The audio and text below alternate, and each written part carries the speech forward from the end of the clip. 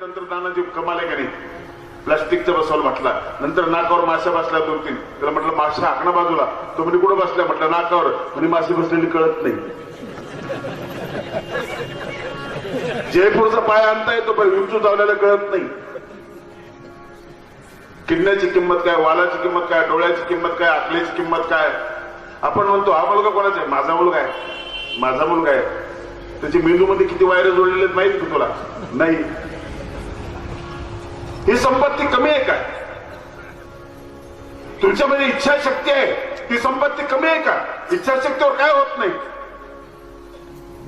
समुद्राच्या काठावर झोपडपट्टीमध्ये राहणारा मुलगा, बाप नाव चालवतो, मुलगा शाळेमध्ये जातो, शाळेचा खर्च भागवण्यासाठी वर्तमानपत्र घरोघर टाकत राहतो. त्याला माहिती नसतं की या वर्तमानपत्र घरोघर मी टाकतो, त्याच वर्तमानपत्रामध्ये या भारताचा राष्ट्रपती म्हणून माझाही फोटो येईल याची त्याला कल्पना नव्हती. असा अब्दुल कलाम भारताचा राष्ट्रपती झालेला माणूस, एकेकाळी झोपडीमध्ये राहणारा माणूस, त्याला कोणी केलं, बाहेरची कुठली मदत कुठलीच नाही. आतली इच्छाशक्ती, आतली श्रीमंती, हे काय कमी दिलेले तुम्हाला? आणखी कुठला अभ्यास करताय? मोहामध्ये कसं अडकून पडायचं? जे तुमचं नाही, कमवलं तरी तुमचं नाही. एक दिवशी तुम्हाला जायचं, उपभोगण्यासाठी तुमच्याकडे आयुष्य नाहीये. अर्ध सत्यामध्ये आपण जगतो, काल्पनिक याच्यामध्ये जगतो. अर्ध सत्य आपल्याला माहिती नाहीये. अर्ध सत्य जे की तुम्हाला कल्पनाच नाही. निर्णय तुम्ही घेता, निर्णयाचा टोक तुमच्या हातात नाही राहत. निर्णय ते घेतला, मोठ्याला इंजिनियर करू, मध्याला डॉक्टर करू, लहान्याला वकील करू, बंगला बांधतील, मज्जाच मज्जा. नंतर तिन्ही विचारत नाही. कुठल्या वृद्धाश्रमात जाऊन तुम्ही चौकशी करा, तुमचे मुलं काय करतात. असं कोणीच म्हणत नाही की शेतकरी आहे, ते एक सांगतो डॉक्टर आहे, एक सांगतो वकील आहे, एक सांगतो प्राध्यापक आहे. असे बाप सांगतात माझे मुलं प्राध्यापक आहे, वकील आहे, डॉक्टर आहे. यांचे बाप वृद्धाश्रमात गेलेले असतात. त्यांनी कल्पना केलेली नसते की आपल्याला हे तिथं पाठवतील म्हणून. हे सत्य त्यांना माहिती नसतं. एक सत्य असं की ते तुम्हाला माहिती आहे, असं की ते तुम्हाला माहिती नाही. मृत्यू कुठं होणार आहे आपल्याला माहिती नाही, कसं होणार आहे आपल्याला माहिती नाही, पण होणार, नक्की होणार. नक्की होणार आहे, सत्य आहे, पण माहिती नाही मला. कल्पना चावलाला कुठे माहिती की आकाशात आपला मृत्यू होईल. लादेलला कुठे माहिती की आपल्याला आपलं दफन समुद्राच्या तळाशी होणार आहे. महाराष्ट्राचे आपल्या मागच्या वेळेला केंद्रातले मंत्री झालेले, त्यांना कुठं माहिती आहे. सत्काराची तयारी परळीला झालेली आहे, मुंबईला झालेली आहे, उत्साहानं निघालेले आहे. नेत्याने घाला घातला, मध्ये जावं लागलं. कुठलीच गोष्ट अंधारात जगणारे आपण. मोह कशासाठी?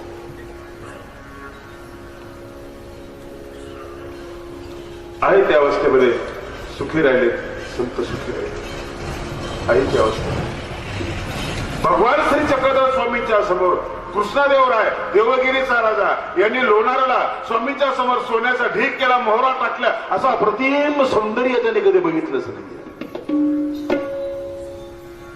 स्वामींकडे ज्यावेळेस त्यांनी बघितलं, सगळं विसरला तो. वैभवाला विसर पाडण्याची ताकद ज्या गोष्टीमध्ये आहे, तिची उंची केवढी असेल. स्वामींकडे बघतोय, हातात भिक्षा पात्र नाही, पायामध्ये चप्पल नाही, अंगावर कपडा नाही, पण स्वामींचा चेहरा जीवन मुक्त अवस्था, कुठंच बांधलेला नाही असा चेहरा. सोनं समोर ठेवलं, स्वामींनी त्या सोन्याकडे बघितलं, मातीकडे बघितलं, त्याच्याकडे बघितलं, उठले आणि निघून गेले. सोन्याचाही मोह निर्माण झाला नाही. आजचा शिकलेला माणूस बकरीचं ऑपरेशन करून, कोंबड्या याचं ऑपरेशन करून विमानातून सोनं आणतो, प्रेतामध्ये सोनं टाकून आणतो. नाही त्या कटकटी करतो. खूप शिकला, खूप पुस्तकं वाचले, खूप सगळं केलेलं आहे, पण लाखो वर्षापूर्वीची माणसं अशी होती. रावणाच्या लंकेमध्ये हनुमान गेलेला आहे. रावणही कसं माणसं जोडले, तो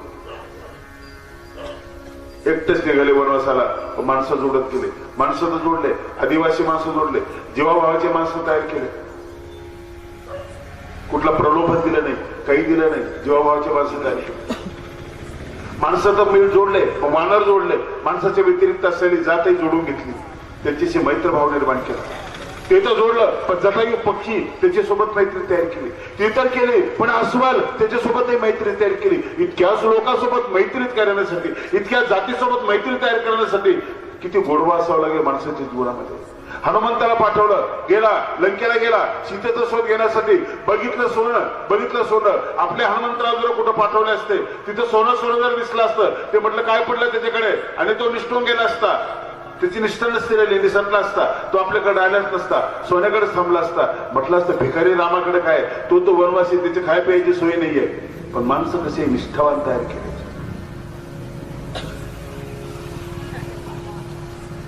कसं घडू शकतं हे, इथे घडू शकतं. रामचरित्रातला एक प्रसंग सुंदर आहे. राम बसलेले आहे झाडाखाली, सीता झाडाखाली बसलेले, झाडाला एक पान नाहीये, वाळून गेलेले, पण त्या झाडावर एक वेल आहे, पूर्ण झाड वेढलेलं आहे त्या वेलीने. दोघांचा गोड संवाद झाला. सीता म्हणते रामाला, झाड किती चांगलं आहे, त्या झाडाचा वेलीला आधार आहे, किती भरभक्कम झाड आहे. राम म्हणतात वेलच चांगली आहे, झाडाकडे काय आहे, तिथे वाळून गेलेलं आहे. झाडाबद्दल बोलत नाही, वेलीबद्दल बोलत नाही, डोकं एकमेकाबद्दल बोलतात, झाडाचा वेलीचा आडोसा घेऊन बोलतात. किती गोड बोलतात. जंगलामध्ये फ्रीजचं पाणी नाही, पेप्सी नाही, गादी नाही, कूलर नाही, एसी नाही, पण गोड बोलणं. आपलं डोकं एसी मध्ये थंड नाही, इथं गरम झालेलं आहे, तिथे शांत आहे. सीता कौतुक करते रामाचं की झाड किती चांगलं आहे, जणू रामाचं कौतुक करते की तुमचा आधार मला आहे. राम कबडू करतात वनवासामध्ये निष्पर्ण झाड आहे, काही झाडाला काहीच नाही, त्या वेलीमुळे ते सुंदर आहे. सीते तुझ्यामुळं माझं वैभव आहे. इतकं गोड जंगलामध्ये ज्या लोकांना बोलता येतं, बंगल्यामध्ये तुमच्यामध्ये भांडणं होता, आत्महत्या होते, हे अंतर कसं निर्माण झालं. अंतर बिना सुविधेचं, बिना आधुनिक वस्तूचं इतकं चांगलं जगता येताना एवढा चांगला गोड संवाद असू शकतो. थोड्या वेळानं लक्ष्मणाला सीता म्हणाली, भाऊजी बसा बरं, तुमचं दोघांचं भांडणचं. माझं म्हणणं की झाड चांगलं आणि यांचं म्हणणे किती वेली चांगले, खरं काय ते सांगा. लक्ष्मणानं म्हणाला पाहिजे ढेकळ चांगलंय, मला कोणी विचारत नाही, मी उपाशी राहतो, तुम्हाला फळं आणून देतो, काय चांगलं आहे. लक्ष्मण तसं म्हटलं नाही. तो म्हटला, भाभी झाड चांगलं असो की वेली चांगली असो, मला काय करायचं, दोघांच्या सावलीमध्ये मी आनंदात आहे. असाही भाऊ होता आपण, असाही सेवक होता हनुमंताचा. सोन्याच्या ढिगावर बघितले, सोन्याच्या घरा बघितले, पण ते जाळून पुन्हा आणखी रामाकडे आला. असाही हे असू शकतं, कशाशिवाय असू शकतं. आम्ही इतकं स्वस्त काय व्हावं, इलेक्शन पिरियड मध्ये 100-200 रुपयांची किंमत असावी, 1000-500 रुपयांची किंमत असावी. तितकं लवचिक कसं बनावं आम्ही, बनतो आम्ही. याला एकच कारण आहे, कश्मल मोह नदी पार करायची. कुतस्त्वा कश्मल विदम, असा भयानक असलेला, माणसातून बाजूला करणारा, माणसाचे तुकडे करणारा, माणसाला संकोचित करणारा मोह तुझ्यात कसा निर्माण झाला.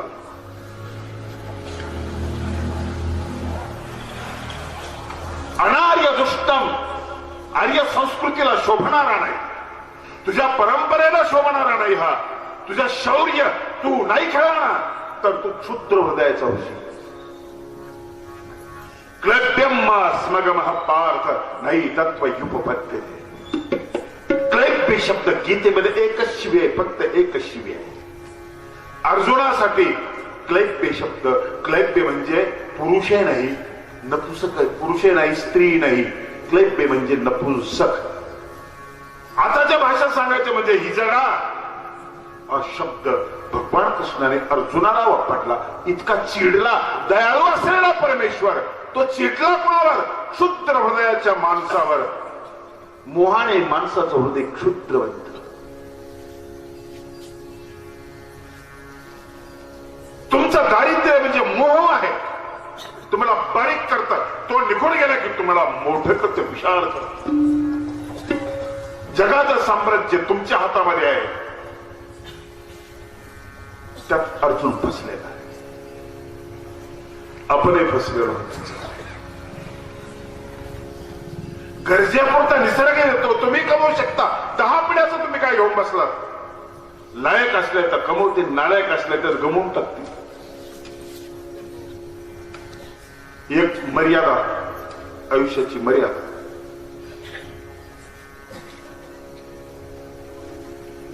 काहीच नसलेले संत आनंदाची भाषा करतात. आनंदाची डोई, आनंद तरंग, आनंदाचे अंग, आनंदाचे तुकुबा कसं फुटले. 2 दुष्काळाचे तडाखे बसले. शके 1551 ते 52. दुष्काळ असा, आता तसा नाहीये. मुलं विकून भाकरी खाल्ल्यात लोकांनी, असं इतिहास वर्णन करतो. अशा अवस्थेमध्ये आनंदाचे डोही, सर्व सुख आलो, सर्व अलंकार, आनंद निर्भर डुल्लत असो, अभंग कसा लिहिता आला. जो सुख पाओ हरि भजन में, वो सुख नहीं अमी में, मन लागो मेरा यार में, मन लागो मेरा यार में. जो सुख पाओ हरि भजन में, जो सुख पाओ हरि भजन में, वो सुख नहीं अमी में, मन लागो मेरा यार में.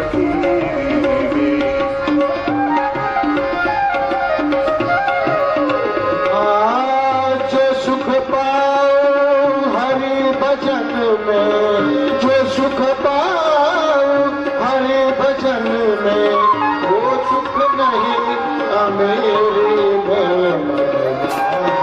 मेरो यार तेरे आगो, मेरो यार तेरे आगो, मेरो यार भला बुरा सब का सुन लीजिए, भला बुरा सब का सुन लीजिए, भला बुरा सब का सुन लीजिए, भला बुरा सब का सुन लीजिए. कर गुजरान गरीबी में हो, कर गुजरान गरीबी में, मन लागा मेरो यार फकीर में, मन लागा मेरो यार फकीर में. जो सुख पायो हरि भजन में, जो सुख पायो हरि भजन में, वो सुख नहीं अमीर में, मन लागो यार फकीर में, मन लागो यार फकीर में, मन लागो यार फकीर में. आखिर ये तन खाक मिलेगा, आखिर ये तन खाक मिलेगा, कहाँ फिरत मगरूरी में, कहाँ फिरत मगरूरी में. कहत कबीर,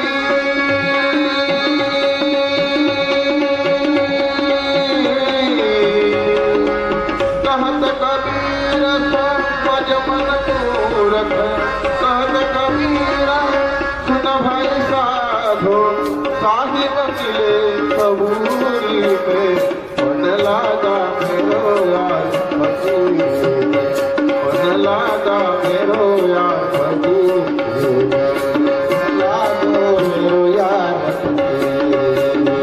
जो हरि भजन में, जो सुख पायो हरि भजन में, वो सुख नहीं अमीर में, मन लागो यार फकीर में, मन लागो मेरो यार फकीर में, मन लागा यार, मन लागा रे, मन लागा मेरो यार फकीर में. कुतस्त्व कश्मल विदम विषमे समुपस्थितम, अनार्य दुष्टम स्वर्गम अकीर्ती करमर्जुना. शास्त्रसंमत वागणं, संस्कृतीला धरून वागणं, संस्कृती महत्वाची आहे. शत्रू जेव्हा आक्रमण करतो ना, तुमच्यावर नंतर करतो, तुम्हाला नंतर कापतो, पहिले तुमची संस्कृती कापतो. कृष्णाला नंतर मारायचं ठरवलं, पण अगोदर संस्कृती खलास करायचा विचार कंसाने केला. यज्ञसंस्था उद्ध्वस्त करण्याचा प्रयत्न केला. देव सगळे नाकारायला स्वतः देव समजायला लागला. इंग्रजांनी तेच केलं. भगवद्गीतेचा कृष्णाचा फोटो आहे, रथात बसलेला अर्जुन. तुमच्या घरामध्ये महाभारतातला फोटो. इंग्रजांनी हल्ला केला, म्हटले महाभारताचा फोटो जर घरामध्ये असला तर घरामध्ये भांडणं होतात. महाभारताचा फोटो नको, महाभारत सांगू नका, घरात लावू नका. महाभारत लावण्याची प्रथा आपल्यामध्ये नव्हती, होती ते बंद केली. हा संस्कृतीवरचा हल्ला. गाईला देवत्व मानणारा आमचा हिंदू, त्यांनी गोमांस काडतुसाला लावलं. संस्कृतीवरचा हल्ला. आमच्या देवधर्मावरची टीका हा संस्कृतीवरचा हल्ला.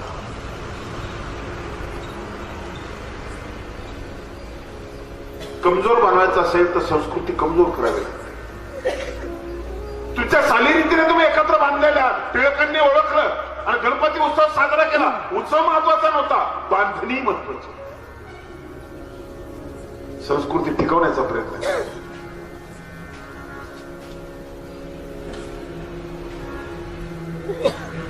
अर्जुना, तू परंपरेच्या बाजूला चालला. जो प्रवाह आहे महत्वाच्या बाजूला चाललेला आहे. तिसरी गोष्ट, अकीर्तिक्रम तुझ्या अपकीर्तीला कारण होईल. आणि अपकीर्ती कृष्णाने नस दाबली अर्जुनाची. निंदंतस्तव सामर्थ्यम ततो दुःखतरन्नुकी.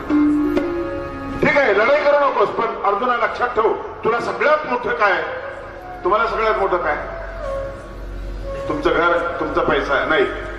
चोर आला, पिस्तोल जर तुमच्या छातीला लावला, पैसा मोठं नाही, घर मोठं नाही, काय मोठं आहे? तुमचा प्राण मोठा आहे. पण त्याच्या पलीकडे गोष्ट आहे इज्जत. तुम्ही प्राण देता पण इज्जत वाचवता. आत्महत्या करता बदनामी होण्याच्या भीतीने. म्हणजे काय करता? तुमच्या इज्जतीला वाचवण्यासाठी तुम्ही मरून येत असाल. अर्जुना, तुझ्या सगळ्यात श्रेष्ठ इज्जत आहे. भीमसेन जोशीला तुम्ही शिवाय द्या, काही फरक पडणार नाही. भीमसेन जोशीचा नांदेडला कार्यक्रम होता, नगरपालिकेच्या हॉलमध्ये. त्यांना फोन आला, मध्ये कार्यक्रमाला जाऊ नका, आम्ही वेगळ्या पार्टीचे लोक गेले, तुम्ही जर कार्यक्रमाला गायन करायला लागले तर आम्ही तुम्हाला पिस्तोलने उडवून देऊ. भीमसेन जोशीने सांगितलं, तुम्ही मला पिस्तोलने गोळी घातली तरी मी सुरामध्येच आवाज काढून जीव देईल, पण मी माझा कार्यक्रम सोडणार नाही. राजीव गांधीने राज्यसभेवर बोलवलं भीमसेन जोशींना. जोशी नाही गेले, आहे त्या अवस्थेमध्ये राहिले. ही आहे इज्जत.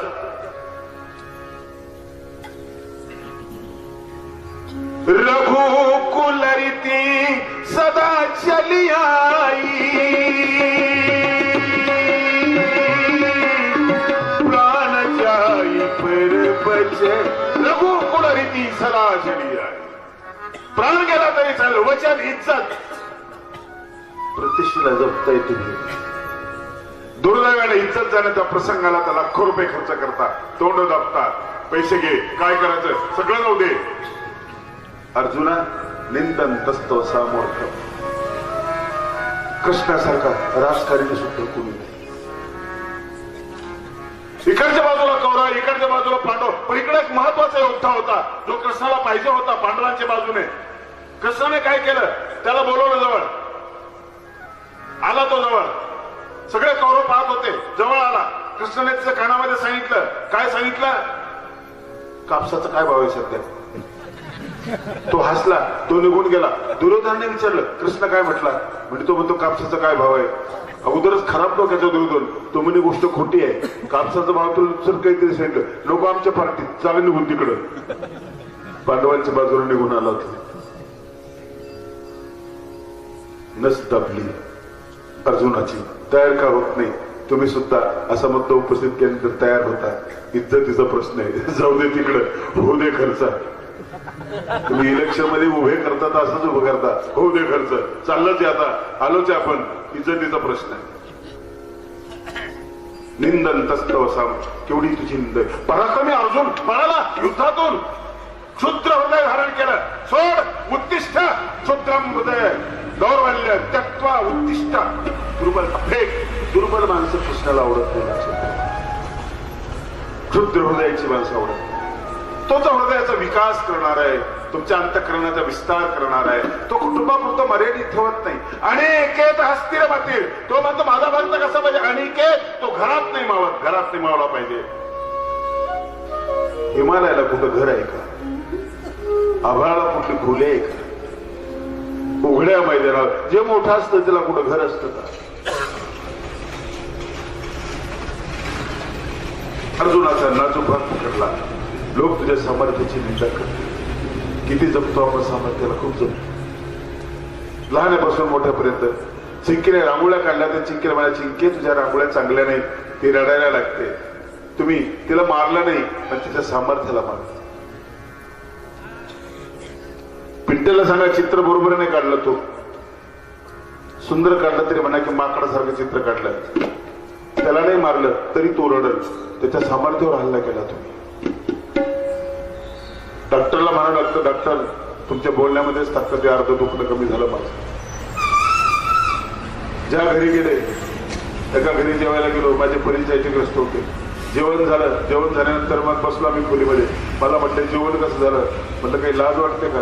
एवढं बेचव जेवण, मीठ बरोबर नाही, तेल बरोबर नाही, पहिलं काही अक्का बोलत नाही का तू? तो म्हणजे तुम्हाला जायचंय, मला कायम राहायचंय, मी बोलू शकत नाही.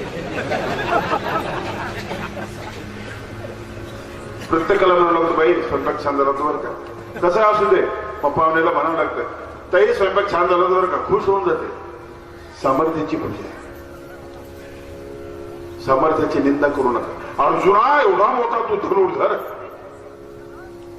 आणि जेव्हाच लोक तुझी निंदा करतील त्यावेळेस अपकीर्ती होईल तुझी. अपकीर्ती कसं करतो सांग? अर्जुन विचारच करायला खरंच कसं करा? लोक आपलं एवढं नाव घेतात, अपकीर्ती झालेलं कसं व्हायचं? तोच का अर्जुन हिंमत नसलेला? तोच का अर्जुन भित्रा? तोच का म्हाताऱ्या भीष्माला पाहून म्हातारा माणूस पण त्याला पाहून पळाला? तोच का? नको.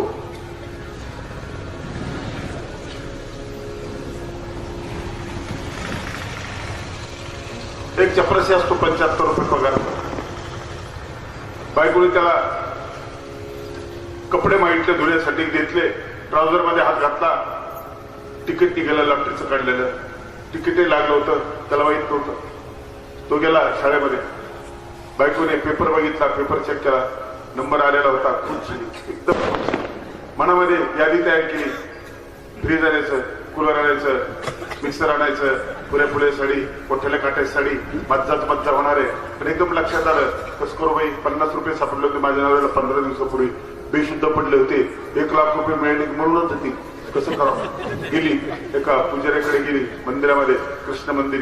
म्हटलं हे सामर्थ्य असतं, बलवान असतात, हिंमतवान असतात. पुजारी बा असा संकट आहे, हे तिकीट माझ्या नवऱ्याला 1 लाखाचं बक्षीस म्हणजे ते माझ्याकडे, मी सांगतो त्याला. म्हणजे 50 रुपये मिळाले तर बेशुद्ध पडला होता, काळजी करू नको. गेली घरी, नवऱ्याला पाठवलं. तोपर्यंत पुजाऱ्याने विचार केला रक्कम कशी सांगायची, मेला नाही पाहिजे. म्हणजे 5,000 नाही म्हणे मरत, 2,000 नाही, जाऊ द्या उशीर, आता 1,000 सांगू, परत 1,000, परत 1,000, दिवस जातात. आला, नमस्कार पुजारी बा, मला बोलवलं म्हणे. हो. तिकीट काढला लागलं म्हणे. हो. तुला बक्षीस मिळालं केवढ्याचं? म्हणे 1,000 रुपयाचं. 1,000 रुपये भिकाऱ्याकडे असतात, काही घाबरू नको एवढा, मरशील. आणि मी मरत नाही, खुश झालो मी. 1,000 रुपये म्हणजे कमाल झाली. त्यातले अर्धे आनंदाच्या भरात तुम्हाला मी आत्ताच देऊन टाकतो 500 रुपये. ऐकल्याबरोबर पुजारी जागीच खलास झाला. असा पुजारी कृष्णाला नकोय, असा भक्त कृष्णाला नकोय. अर्जुन क्षुद्र हृदयाचा बनला, त्याच्यामध्ये बळ निर्माण करण्याचं काम कृष्ण, सामर्थ्य होण्याचं काम कृष्ण. धर्म कुणाचा आहे? समर्थ हो धर्म माचरे. श्रीचक्रधर प्रभू सांगतात धर्म म्हणजे लूज माणसाचा नाहीये, नेबळाचा धर्म नाहीये, कमजोर माणसाचा धर्म नाहीये. समर्थ हो धर्म माचरे. धर्माचं आचरण करण्यासाठी समर्थ माणूस असायला, त्याच्याकडे सामर्थ्य असायला पाहिजे, त्याच्याकडे बळ असायला. श्लोकामध्ये 3 गोष्टी महत्वाच्या लक्षात ठेवा. 3 गोष्टी, 3 गोष्टीला जपायच्या आहेत, 3 गोष्टी वाढीला लावायच्या. आंतरिक बळ तुमच्यामध्ये निर्माण करायचं. 3 गोष्टी महत्वाच्या. भगवंताने बोलायला सुरुवात केली तो हा श्लोक. कुतस्त्वा कश्मलमिदं विषमे समुपस्थितम अनार्य दुष्टम स्वर्गम अकीर्ती करमर्दन. तुम्ही अपकीर्तीचा कीर्तीचा विचार करा, तुम्ही संस्कृतीचा विचार करा, तुम्ही पारलौकिक जीवनाचा विचार करा. ऐहिक जीवनासाठी लागलेली कमाई तर तुम्ही प्राप्त करा, पण निर्मोह अवस्थेमध्ये अनासक्त भावनेने. कोणाची संपत्ती आपल्या कामाची नाही, किती संपत्ती मिळाली तर आपल्याकडे वय नाही ते उपभोगण्यासाठी. तुमच्याकडे असलेलं तारुण्य तुमच्या हातामध्ये नाही. बोलता बोलता बालपण निघून गेलं, रम्य त्या बालकथा म्हणायला लागले. तरुणपण पाहता पाहता चाललं, म्हातारपण सरकायला लागलं. तुमच्या हातात काहीही तुमच्या हातामध्ये आहे. एक क्षण तुमच्या हातात नाही, तुमचा श्वास तुमच्या हातात नाही. कमवता कोणासाठी? धना आणि भूमो पशवश्च गोष्ट भार्या गृहद्वारी चरस्मशाने देहश्चितायम परलोक मार्गे कर्माणो गो गच्छती जीव एक. जीवाचा प्रवास मेल्यानंतर जो सुरू होईल त्याच्यावर जे कर्म प्रिंट होतील ते तुम्हाला सोबत न्यायचे. कर्म हे तुमचं धन आहे, इथलं तुमचं काहीच धन नाही. आपली भारतीय संस्कृती आपल्याला सांगते 3 गोष्टी महत्वाच्या आहेत. पारलौकिक जीवनासाठी तुम्हाला काहीतरी न्यायचं आहे. सांस्कृतिक पारलौकिक जीवन आणि कीर्तिमान होणं. कीर्तिमान होणं ही सगळ्यात महत्वाची गोष्ट आहे. आपली कीर्ती आपण वाढवू शकतो, दुसरं कोणी वाढवू शकत नाही. आजच्या श्लोकावरचं आपलं विवेचन या ठिकाणी पूर्ण झालेलं आहे. श्लोक पुन्हा लक्षात ठेवा. आणि या ठिकाणी आदरणीय श्रद्धेय दिवाकर बाबा यांच्या हस्ते ज्या पुस्तकाचं प्रकाशन झालं ते मालिका निरूपण म्हणून एक वेगळा आकृतीबंध मी तयार केलेला आहे. श्री चक्रधर स्वामींचे सूत्र त्या पुस्तकात आहे. त्या पुस्तकावर परंपरेची टीका आहे आणि त्यानंतर मी केलेलं भाष्य आहे. 8 अक्षरी छंदामध्ये केलेलं मी भाष्य आहे. अशा पद्धतीने चक्रधर स्वामींचे सूत्र हे केवळ पारलौकिक आहे हा चुकीचा समज आहे. ते इथल्या जीवनासाठी कसे गरजेचे आहेत हे मांडण्याचा मी प्रयत्न केलेला आहे. त्यानंतर माझं स्वतःचा आत्मचरित्राचा पहिला भाग या ठिकाणी विक्रीसाठी उपलब्ध आहे. त्याच्या आतापर्यंत 4000 प्रती गेल्या. 1 वर्ष आणखी झालेलं नाहीये. इतका विक्रमी कप कुठल्याच पुस्तकाचा झाला नाही. महाराष्ट्रातल्या सगळ्या साहित्यिकांनी त्याचं कौतुक केलं. दूरदर्शनलाही त्याच्यावर परिचर्चा झालेली आहे. असं पुस्तक या ठिकाणी उपलब्ध आहे. आणखी माझे काही काव्यग्रंथ आहेत ते या ठिकाणी उपलब्ध आहे. कार्यक्रम झाल्यानंतर ज्या नावे असतील त्यांनी ते घ्यावे. मालिका निरूपणाचं विमोचन या ठिकाणी झालं. आदरणीय श्रद्धेय मंत दिवाकर बाबा यांनी ते प्रकाशित केलं. बाबांना धन्यवाद देतो आणि सेवा या ठिकाणी थांबवतो. आरतीसाठी उभे राहा. आरती. तंत्रज्ञानाची कमाल आहे का नाही? प्लास्टिकचं बसवलं म्हटलं, नंतर नाकावर माश्या बसल्या 2-3. त्याला म्हटलं माश्या हाकणं बाजूला. तो म्हणजे कुठं बसल्या म्हटलं नाकावर. म्हणजे माशी बसलेली कळत नाही.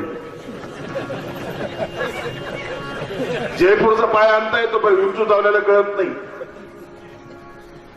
किडण्याची किंमत काय, वालाची किंमत काय, डोळ्याची किंमत काय, आकलीची किंमत काय. आपण म्हणतो हा मुलगा कोणाचा आहे? माझा मुलगा आहे. माझा मुलगा आहे. त्याची मेंदूमध्ये किती वायर जोडलेले आहेत माहिती का तुला? नाही. ही संपत्ती कमी आहे काय?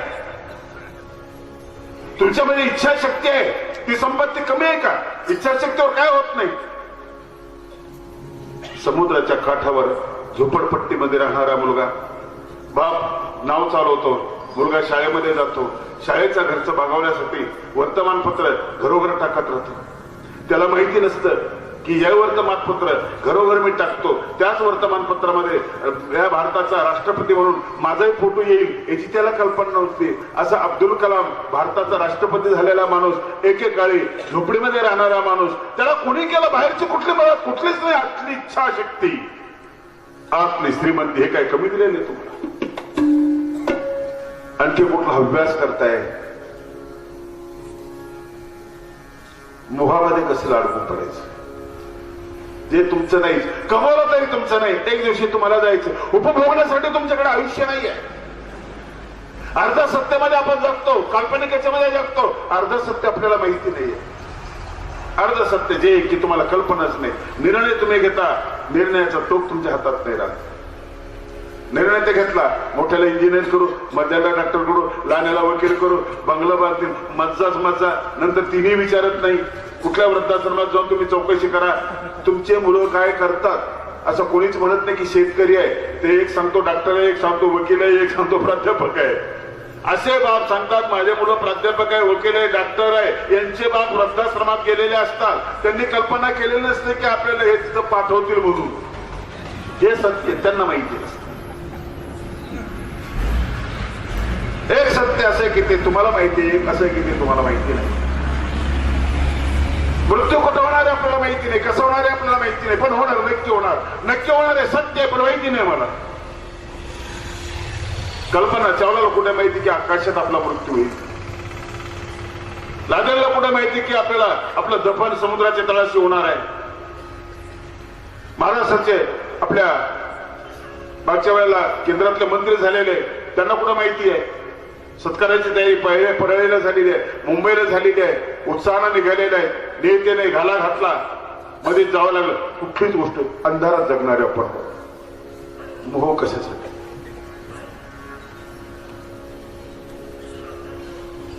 आहे त्या अवस्थेमध्ये सुखी राहिले संत, सुखी राहिले आहे त्या अवस्थेत. भगवान श्री चक्रधर स्वामींच्या समोर कृष्णादेवराय देवगिरीचा राजा यांनी लोणारला स्वामींच्या समोर